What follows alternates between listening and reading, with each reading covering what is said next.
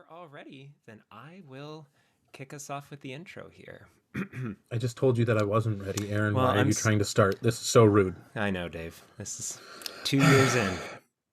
Rhyme or free, it doesn't matter to me. It's my bad poetry. Good day, and welcome to My Bad Poetry, a podcast where we take a deep dive into our poems from youth, yesteryear, or even yesterday, always asking the question, why in the world did I write this? I'm Aaron. And I'm Dave. And today we celebrate the triumphant return of the poet who opened the door for us, the one who came on this show as our first real guest, leading the way for 40 other poets to come on the podcast. In her last appearance, her garbage poems asked that we not bury her in a donut, and reminded us all of the importance of revising. She is the co-founder of To Sylvia Press, faculty at PLU, the daily poet herself, Kelli Russell Agadon. Welcome back to My Bad Poetry. Well, thank you for having me, and I'm thrilled how many poets have come after me with their bad poems. Yeah, and they have been bad. Good. I do have to say that this isn't a typical episode because we brought you back on to say we've had 40 guests. We've done 190,000 episodes now, and it's your fault. So what do you have to say for yourself? This is my intervention where you tell me not to write bad poems. I'm glad that there's others out there. I think it's a good reminder for everyone to know that poems aren't always perfect. Yeah, some just stay in the drafts folder forever. Yes, I call that purgatory, my poetry purgatory, where they float around in limbo, hoping to go to heaven, usually just staying there. There you go. Well, speaking of poems that probably should stay in the draft form, Dave, you kick us off with a hastily written poem to bring us into the realm of poetry. What do you have for us this week? This week, I have a poem called Fatherhood. The sink is filled with soapy water. Suds drift from side to side. I scrub the remnants off the nonstick. My daughter hugs the back of my knee. I lay on the floor to stretch my back. Hours hunched over a brad nailer and wood glue. Reach to scratch an itch. My son lands a flying elbow right to my vertebrae. Walking through the kitchen, getting tired. Feet are dragging, heavier than normal. Giggling and laughing together. My kids are the sweetest shackles around my feet. Oh. Aw. That was cute. Yeah. Yeah. I liked the last line, and then the rest was like, I'll put some crap on the page and we'll see what happens. I like the Swedish shackles. That idea that, the things that hold us down are actually wonderful. Sometimes. Well, normally I make fun of your hastily written poems, but I don't think I can this week. It was too saccharine. Oh, you can. It's crap. Too sweet. Too sweet. I know. I'm adorable. Well, Kelli, just as Dave's poem can claim to be both crap and genuinely heartfelt, you give us a poem here that is titled Both Things Are True. And so, how about you tell us how both things can be true in the reading of this poem that you have given us? We can talk about that title. Yeah. I chose this one because it's one of my newer poems that I feel like it could be something, but it's not. Okay. So I chose poems from the newer part of my life, a middle part, and then a very old poem if we get to that one. Perfect. I love that. Cool. Okay, so this one's called Both Things Are True. There are some actions that you can do that do not affect the world.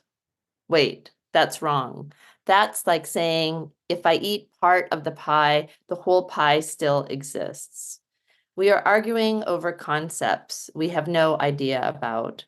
Like when you say bacteria is good for you, good for us, I say, no, it's not. Immediately without even thinking. We're talking about the same thing, but I'm remembering that time I ate the bad sprouts in a sandwich I bought on a corner in New York, and you are home brewing kombucha. I am finishing up my pie, putting on my boots, and dashing out the door. Which part of my actions makes the feathers of a cliff swallow flutter? The breeze from shutting the door, or how, when I rush past, I become the wind. Run like the wind, Bullseye. I hear you shout from the kitchen window. Pie crumbs on your lips. We are still complete, even though I am running to catch a bus I'll never make. But I am still running, like walking on this planet without stepping on any cracks or making them. Because if I think too much, I'll remember that all the people I love are dying, and when they die, I will still love them. So he's right, the pie is still whole. No, the pie is not still whole, it's just smaller. It just, yeah. Did you try to edit there on the fly at the end? I did, because I'm like, that actually doesn't, that's the problem with this poem. This poem makes absolutely no sense. I didn't know what I wrote this poem, and I have no idea what I'm talking about. That opening line, there are some actions that you can do that do not affect the world. It's clunky, and I'm like, I have no idea what's happening in this poem. Yeah, I boldly titled it, Both Things Are True. But what I say? Oh boy. Okay. Let's get in here. Aaron, always known for his great words. Let's get in. Just tell me what's happening in this poem. Okay. So there's pie. There's pie. There's pie. You might have been writing hungry. Yeah. I remember last time you were with us, you had your snacks with you. Yes. Okay, so there's pie. Mm-hmm. I don't know. I got the sense that there was an argument being had. Yes. Over like maybe what seemed like a small decision, and yet one person was thinking of the hundreds of possible implications while the other person just wanted to make a decision. Ooh, I like that. That sounds a lot smarter than this poem, but I really like what you said. Maybe I'm just like putting something into here that wasn't there, but the whole idea of I hear you shout from the kitchen, pie crumbs in your mouth. It's like that person just took the bite. They didn't care. But you're still wondering, like, is the pie still a pie? I lost myself there. Okay. I'm talking about bacteria right after that and the kombucha. Yeah. See, I like that. I like the comparison there because it feels true to me. You know, the concept of both things can be true at the same time. Bacteria is kind of bad. Mm-hmm. Yes. Yeah, exactly. There's this whatever. There's this concept that I've been working through with some people, the Wesleyan quadrilateral, which is understanding of scripture and all this stuff. But it's like holding scripture and like the Bible and spirit and tradition in tension, and holding reason and experience in tension. And so you can talk to people who are saying the same thing as you, but they focus on a different part because they like map out on the graph differently. And so like talking past someone because you're not having the same conversation with them. Like you can't understand each other because you're talking two different ideas. And I like that because it's kombucha, which some people can enjoy, and I think tastes like what I think licking a toilet would taste like. Oh, gosh. I can't do kombucha. Fair enough. But then also, I guess in the same way, food poisoning. Both caused by bacteria. Yeah. Both caused by bacteria. Yeah, that is the two things, but I don't understand my focus on the pie and I think I tried to keep circling back in here. Because I mean, and then there's this random quote from Toy Story, "Run like the wind." Toy Story 2. You really just really pulled it out there. Yeah, love it. That broke all like serious note for me. It's like, yeah, it really just drew me out of the poem immediately.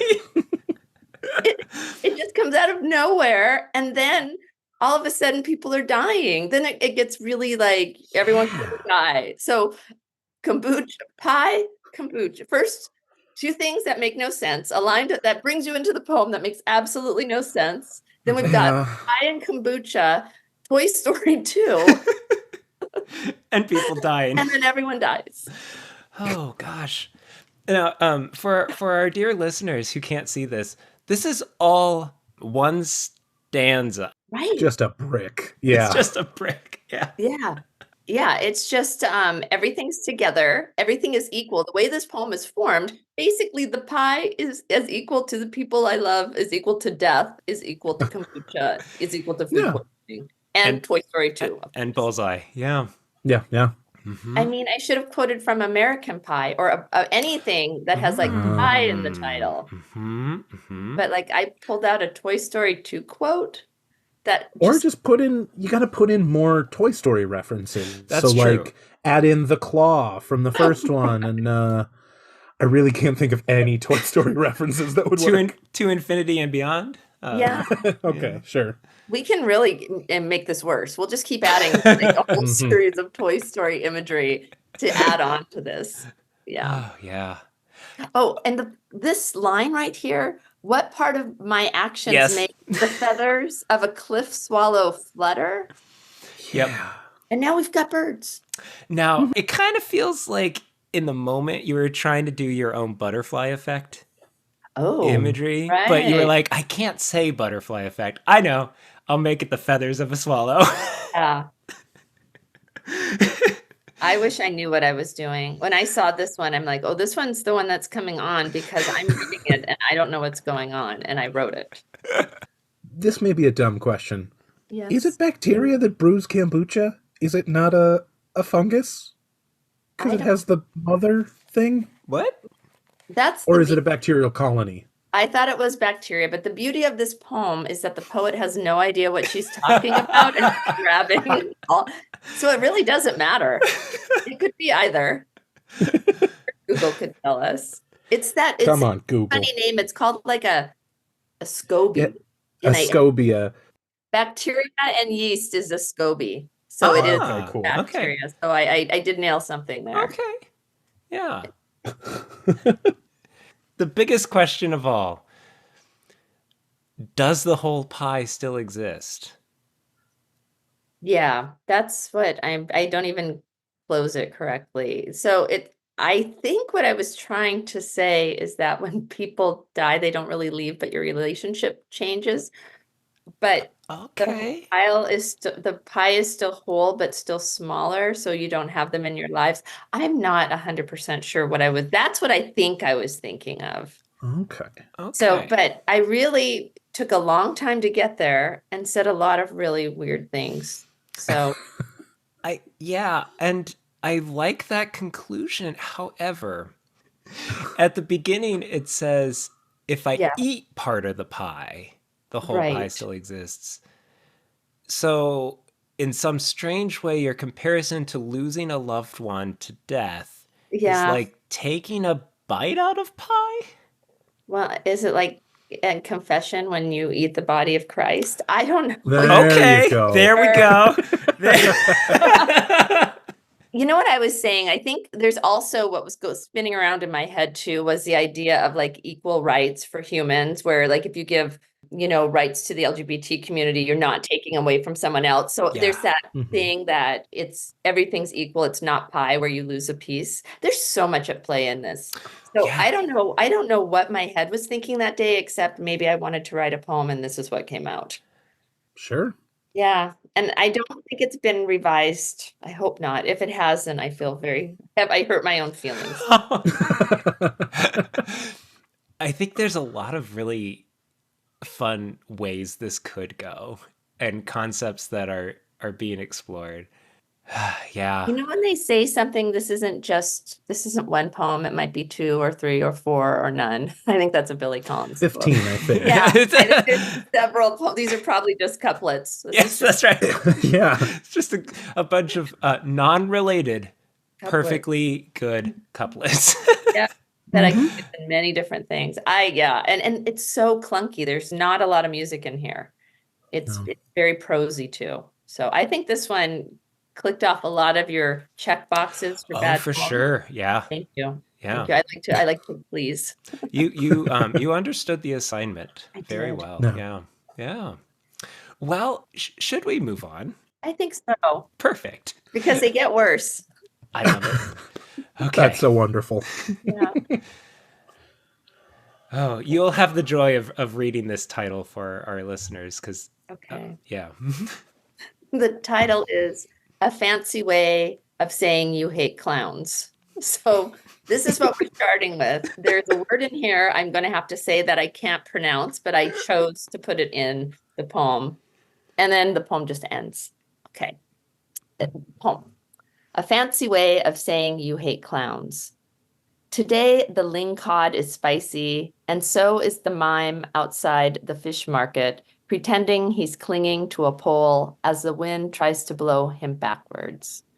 I refuse to give him my biscotti, and when he pretends my snakeskin purse is biting his neck, I'm reminded I suffer from metaamphizomatophobia.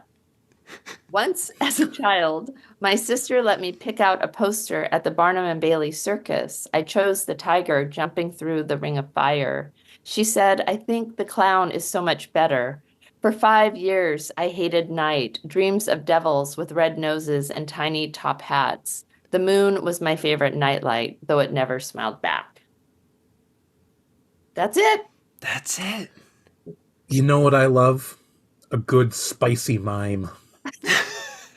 No.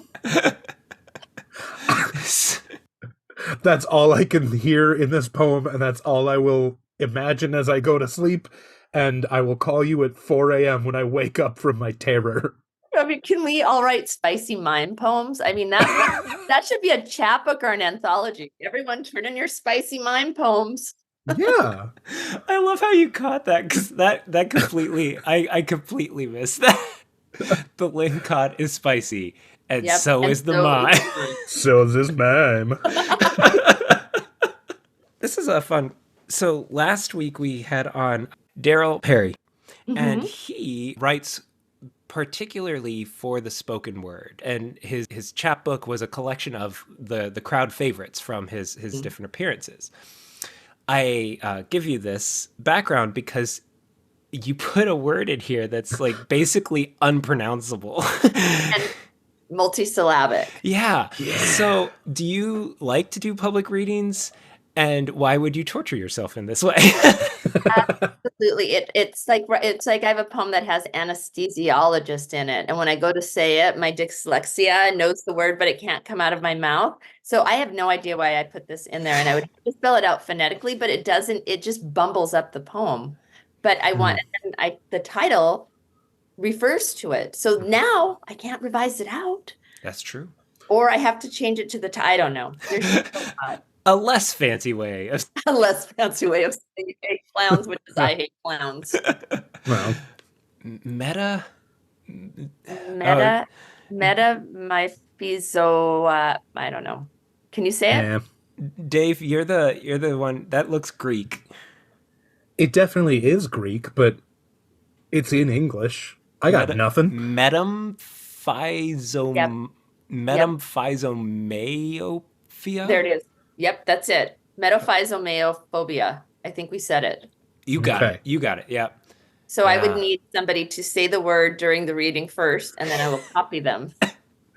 That would be a very interesting thing to do, to like go up to the mic and start reading your poem and then have your phone there and you just press a button with someone else reading it. Well, you know what I did do at a reading once, and I thought I was brilliant, is in my poem, I refer to a French cigarette, and it starts with a G. I don't know how to say it. I still don't know how to say it, but it was in my poem. And I asked the audience before the reading if anyone spoke French, and they did. And I said, does anyone know the name of those famous French cigarettes? And they did it. So every time I came to that word, I pointed to this one man in the audience, and he said the word. That's amazing. I couldn't say it. I love that. It's like interactive poetry. Yeah. You don't often see a poet doing crowd work. No, I guy's probably like, I just came to this reading. I did not want to participate. But thanks. I thought you were just gonna say you heard or you asked if anybody spoke French and someone did, so you're like, well, I'm not reading that poem then. Yes. That would be funny. Skipping that. Controversial take here. Question. Are mimes clowns? Probably not, but they had a painted face. So that's clownish. Got it. No. Okay. And were annoying me. So also clownish in my world. There you go. Right. Yeah. And this actually had a very dark scene taken out of it, which I don't even want to say on the podcast, but it refers to if anyone grew up watching A Little House on the Prairie and you were a young girl, you were scarred by this scene. Okay. And yeah. And so if readers or listeners want to go and do some research there, that was actually in the poem. And I did take that out because I was like, whoa, this is just going in again, so many different ways. Mm. So, but one thing I put in, the lingcod reference was actually when I was at Cannon Beach with friends, we have game nights and we were playing categories and categories, Yeah. you have a word and it said spicy food and the letter was L. And our friend Matt put down lingcod. And we went, that's actually probably the mildest fish. Right. A joke like spicy lingcod. So I that's what I think kind of was the thought that got this poem rolling. And then I thought about mimes. I don't own a snakeskin purse, but I think I thought that was funny. But the child part about my sister, the part is really true, is that I ended up with this super, super scary clown poster on the back of my door. So when you shut the door at night, because just in case there was a fire, Yeah, you gotta shut the door. Yeah. you shut the door, the clown would come out. And I wanted the tiger. And my sister's like, no, I think you like the clown better. Just like she would say, I really think you like Shirley Temple. And I'm like, I don't like watching Shirley Temple. But we had to, I was very tomboyish and she was very like pretty and fluttery. Was she the older sister? Yeah, I have five that older makes- sisters. That makes sense. Yeah. Yeah, so she knew what was best for me. Yeah. Of course. Yeah. Yeah. I grew up with two older sisters, so I've had some similar experiences. They're happy to tell you your opinion. Yeah. In case you don't know, because it's wrong. But all in that loving sisterly way. Yeah. So again, this is one big block. Yeah. You said this was kind of from give us context of timeline. You said you had your most recent, this is kind of middle. So when did you write this? This one, we started going to Cannon Beach in 2012. I think this was probably about 2016. Okay. Now, the block thing, what I think about that is, because for the listeners who can't see this, once again, this is just in a big block, no stanza breaks. Sometimes I think I write something and then I'm just like, I'm through with it. And usually form is the very last thing that I do. I really work on putting together the words and that, and then I try to make sure it's in its right outfit. Sure. The poem needs to wear the right outfit. But if you do that first, sometimes you can fool yourself to thinking the poem is done because it looks pretty. When you're revising a block, it never really looks pretty. I will play with like line breaks, but I won't put it into the final form until I really get the poem to a place where I'm like, okay, this is moving forward. You deserve your, prom dress or tuxedo. That's so cool. Yes. I've never thought of it that way. But like dressing up. Yeah. I like talking to geniuses. This is cool. Yeah. Because like when you dress up a poem and you give it all its lovely little like breaks and stanzas, you trick yourself into being like, it is done. I'm in the document and I'm putting the couplets. Already, it looks more poetic. Yeah. Yeah, it looks like, this could be a pretty good poem. So I always save that too. That's like my reward, is that once I figure out this is a good poem, or this is really going someplace, or I've really done some good revision on it, then it gets its outfit. But look at how the couplets made it look so like, you might be like, this one's pretty good. Yeah. Right. It looks much more official and ready. Yeah. Yeah. And look at the couplet with the snake skin and then that big word. It's right like, in the middle. Yeah. Yeah. Honestly, the trick of the eye alone. Yep. I wish readers or listeners could experience this.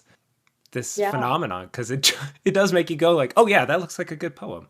Yeah, take a block poem, listeners. If you have a block poem and you put it into couplets, look how much better it looks and how much you feel better about it. And you feel like, oh, I've moved the poem forward, but you really haven't. You just added space. That's So amazing. So I then know. so then if you're feeling like the poem is redeemable, Hmm. block it, maybe dress it up a little, see where it fails, and then return it to more editing form. Would Well, would you ever do that? I, I really try to make sure that the poem is redeemable before I start playing with form, because I Got feel it. like that can be a whole. Also, when you start playing with form and you're still revising, you're going to make different changes once the poem's revised to a strong. When it's more well crafted, you may not have it in couplets. You might be, oh, this is a really interesting break on spicy or on mime and so, or you might completely change a word. So I don't like to do that till the very end because I feel like your form needs to mirror your content. And so if you revise and something new happens and you take out, I take out the moon or I take out, let's say this had water in it or I added water, I might want it to look more flowy on the page, but I won't know that Right. until I get way down the road. Oh, I love this conversation. This is Okay, incredible. good. Yeah. It's so interesting to hear. Yeah. And I also love the fact that you bring us a poem with the moon, our favorite guest of the show, the moon in poems. What's Yeah. your take on moon poetry? I have a poem in the next book, and it's dedicated to Erin Ballou, who, let me see if I can find it. She said something on Twitter, which I thought was so funny. Oh, I can't remember her Twitter quote, but my title of the poem is the sky regrets to inform you it's tired of feeling judged. And it was Erin had said the funniest thing about this was the quote she sent. She tweeted out, "I doubt we poets could ever leave the moon alone. Just imagine how she would miss us." But it's an awfully sweet compliment. And somebody else just recently wrote a poem about like the poets just give every poet a moon. I think it might have been Kate Manning or Todd Dillard. They had this moon thing going on, I believe. But that's our go-to, right? But it's work. I mean, it's so amazing. Yeah. I mean, I scream when I see the moon still. It's so cool. Yeah. So you don't like mimes? Had a creepy clown poster, turned it into a poem. Yeah, and a poem that didn't work. So once again, clowns do not add any sort of art to my life. They take away. Correct. They steal all the goodness. You know what? And there are good clowns. If you watch Modern Family, I love that. The clown culture on there. No. Yeah. Yeah. Oh, well, I think we should probably get to this last one that you have, that it was written in 1998. Yeah, so I went back in my before 2003. I must have changed computers and I don't, this was probably on floppy disk. Who knows? Sure. Sure. But this came back in. This was kind of how I was writing back in the day. I took right after college in the 90s, I took a trip, a backpack through Paris and through Europe with the girlfriend throughout the summer. And so I constantly referred to the places I saw as if I was there all the time. Because I didn't know how to write about the ordinary. I had to write about like going to Rome or going to Lisbon or taking a train and seeing the fields of Spain, whatever. Sure. I don't think that my younger self understood that like you can actually write about what's happening in your life right now, and you don't need to be in a foreign country. So this one was written, I think, in 1998, and this is probably the most embarrassing one, and just it's just cliche. The title is North of the Eiffel Tower, which means nothing to anyone. So there's already we've gone astray. North of it adds nothing. Okay, here we go. North of the Eiffel Tower. The statue looks away. Spring visits Paris like a stranger. A sparrow blends with the architecture. The sky disappears behind itself. Lovers lean against stone, unaware of traffic. A meadow whispers beneath the bare skin of April. That's it. It does feel pretty pretentious. Yeah. Sound and fury, signifying Nothing? I did what I was taught to do as an undergrad, which is I Right. ended with an image. But it's Mm. not the bearskin of April. Is April a person? Is April the one of the lovers? It's just it's kind of Oh. yeah. I don't know if I was trying to be funny there or like so smart that I made this like The double yeah, meaning of a April? double meaning of April. Ah. Sure. Never So caught that. the only thing I kind of like in here is the sky disappears behind itself because that made me think a lot, like, oh, what does that mean? But I Yeah. don't, there's just a lot. There's a bird blending with the architecture, and I would use architecture in like any poem I could because I thought it made me sound really smart. Like, But the funny part is you don't describe any of the architecture. no, Right. If it's a flying buttress or anything, you're just like the architecture. right, Yeah. The sparrow ducks behind a 7-Eleven on the corner. and it's You know, and the it's architecture blended. of Paris. Yeah. right. Well, and I mentioned the Eiffel Tower because it was, it was the Eiffel Tower, but it plays nothing into the poem. We know we're in Paris because I said spring visits Paris. But north of the Eiffel Tower, is somebody going to read this poem and use it as a map to find the statue, which I don't describe? It's just such a vague, I don't see anything in here. But do you see how I thought I was writing a poem because I went into kind of that beautiful, like the languagey of what I thought a poem was. This is my younger self saying, "Oh, I think I know what a poem is." Yeah. Yeah. Dave, what did you say when it feels pretentious? Is that what the word you Yeah, said? Yeah. Yeah, it has that like poetic, you have your M dashes. like Emily Dickinson. I'm Yeah. following the prose here. Yeah. Yep. You got your single line and then your 3-line Uh-huh. stanzas. It's dressed like a poem. Yep. It sounds like a poem.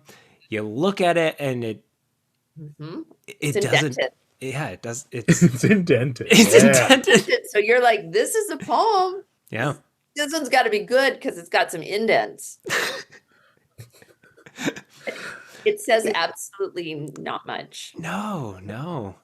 But I feel like that has always been my complaint about poetry, is that as someone who didn't really care much about poetry until recently, like I'd look at all poetry and go, this is just a pretentious person who threw a couple of line breaks into something they wrote.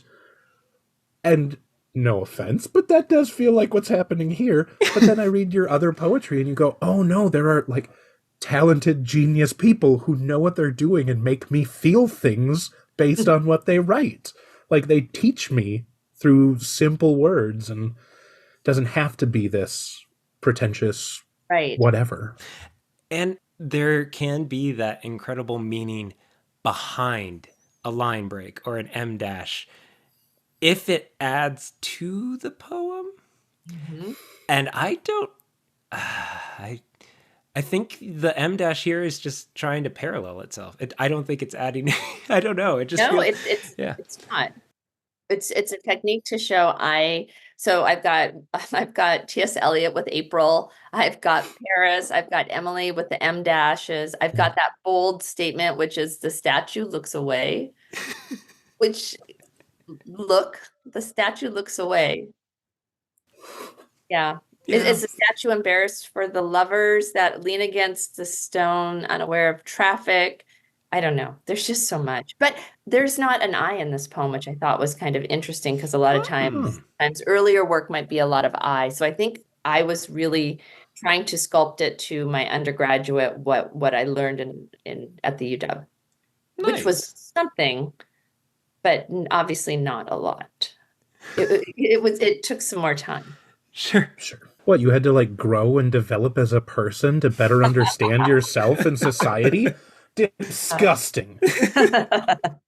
It's so fun to go back and read your younger self, what you thought was a poem, because I feel like I didn't see the opportunities to really, I don't think I would have ever thought like, oh, I should probably mention what the statue is, not just say a statue. Because to me, back that would be like, oh, a statue in the poem, with the architecture. That was all like the things that I thought were really poetic. Spring in Paris. Yes, absolutely. That belongs in a poem. Mm-hmm. There's nothing in here that you wouldn't expect to be in a poem, which is why it's not working, because it's statue, spring, sparrow, architecture, sky, lovers, meadow, and bearskin and April. I nailed it. I nailed all the cliches. It really does feel like a Mad Lib for poetry. Yeah. Like you could take some of these words out and be like, what's a cliche I could fit?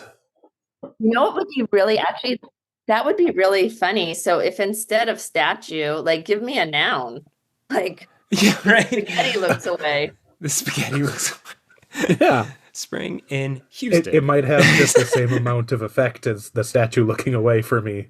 Yeah. Spaghetti looking away is as meaningful. Right.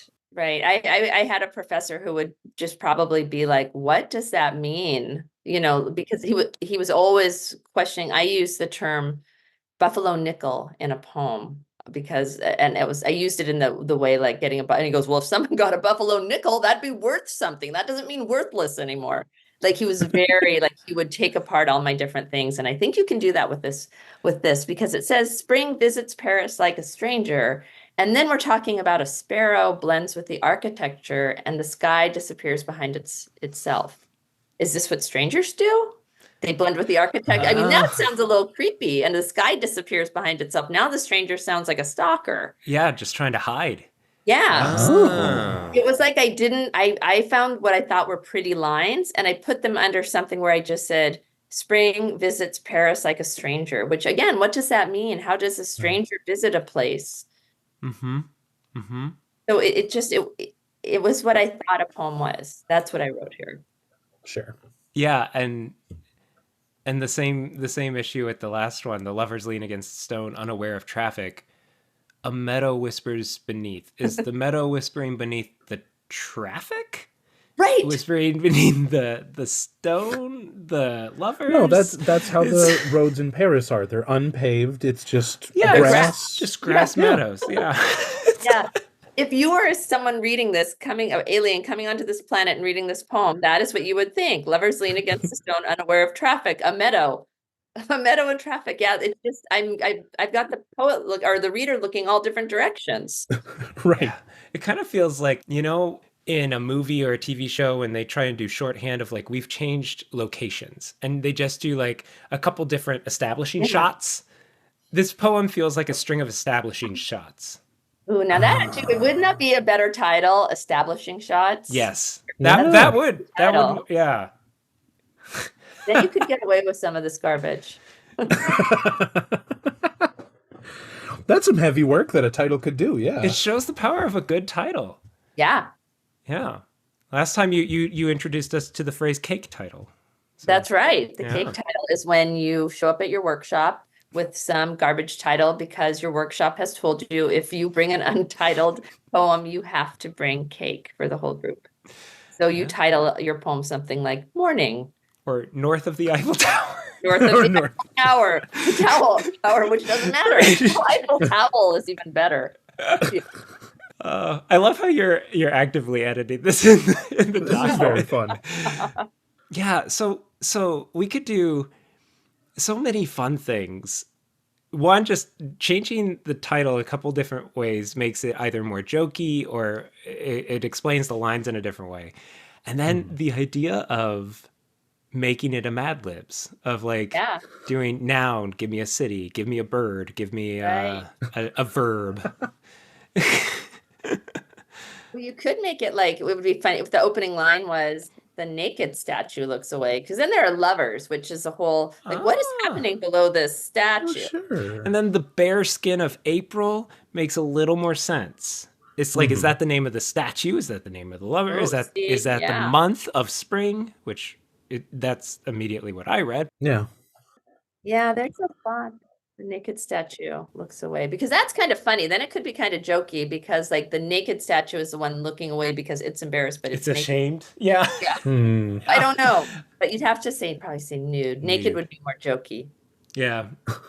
Yeah. This isn't, we're going to have to like play with this more. Or we could just, I say this with love, burn it. Burn it. We could just burn it put with it right fire. back. Yeah. Let it go peacefully. That's not good night. Well, you know what'd be really interesting is what would if we flipped this poem upside down and started with the bare skin of April, a meadow whispers beneath lovers, lean into stone, unaware of traffic. The sky disappears behind it. I mean, that's another thing I like to do sometimes to a poem is just flip it on its head. So then you start at the bottom and you read it up because a lot of times you get much more interesting syntax than when you write like the way we talk sometimes. Sure. But that's also a fun thing to do. I mean, I think the bare skin of April would be a much more interesting opening than the statue looks away. Yes. Yeah. And with even the statue looks away as a definitive end, Mm-hmm.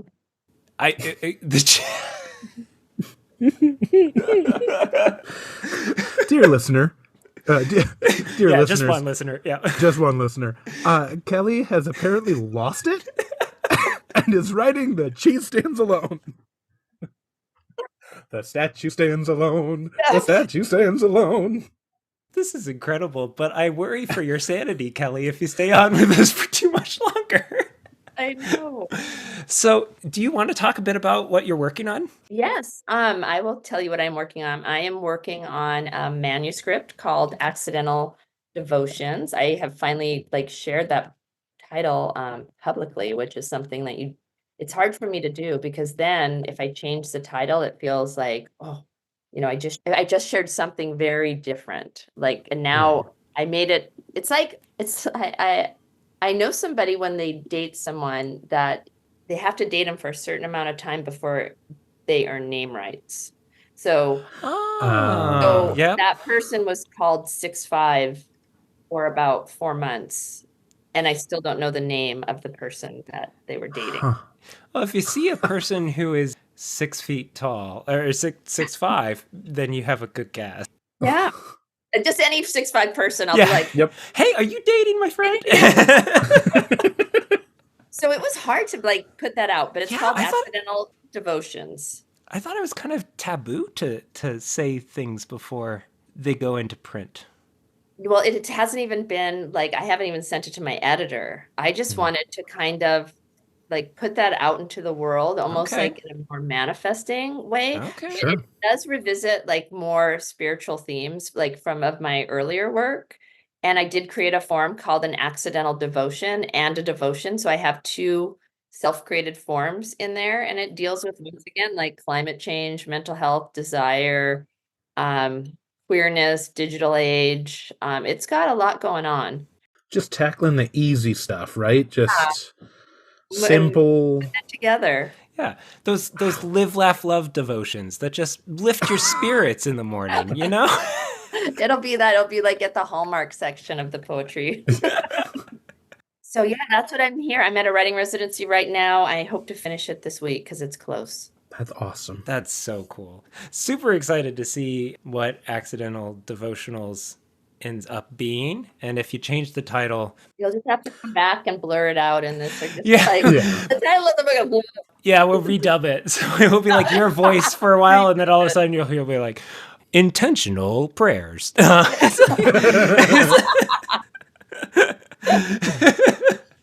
No, if anything, it needs to be north of the Eiffel Tower. North of the Eiffel Tower. Oh my God, And Kelly's book is North of the Eiffel Tower. I think I now want to write a poem while I'm here called Intentional Prayers. Oh, Kelly, we are honored again that you have given us your time for our silly little show. But before we give you too much more extra work and or drive you nutty with all your editing of bad poems, we should probably wrap this up. So before we let you go, here at My Bad Poetry, we end each week with the words of a true poet. So would you be willing to share for us another one of your poems that you are indeed proud of? Okay, here's one I am proud of. I mean, it's a shorter poem, and it's in the next book. Ooh. And I don't know if it has a moon in it. I don't think it does. I chose this poem just immediately. I wasn't going to read it, but if we go back to the beginning where Dave talked about the sweet shackles, this is the poem I think responds to that. That idea of the people around us. Okay. So not only did I have to bring a bad poem, but now you're going to one-up me and read something actually good? And this is how you do it. This Yeah. is how you do it. That's awesome. This is like the mic drop moment. I wish I was here. I'm going to drop my pen at the end of this. Yeah. Okay. This is called Hum of the Living. Hum of the Living. At midnight, what haunts me is remembering the helpful instructions for the dying pamphlet the hospice worker gave me. It's subtle, but not. Like finding a pocket knife in your favorite birch. Like the last bedroom she wondered in, her last inhale. When the hospice worker said, "Listen to a song that gives you hope," I said, "It's the hum of the living, the sound of the dishes that leave the kitchen. They remind me life is here." All those years of wishing for quiet, for calmness, for less clutter. Protect the chaos with your life.